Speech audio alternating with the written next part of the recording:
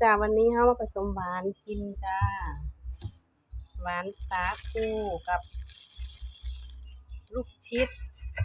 หรือว่าลูกจากบ่มันอันเดียวกันบ่รู้นะจ้าแต่ว่าที่บ้านเขาเรียกว่า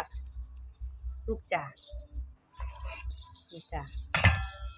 ผสมหวานกินกันเลยใส่ลูกชิดสาคูลงไปแล้วก็น้ำตาล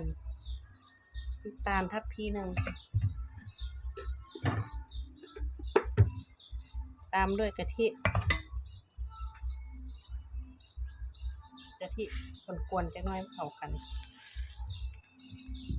เทลงไปเลย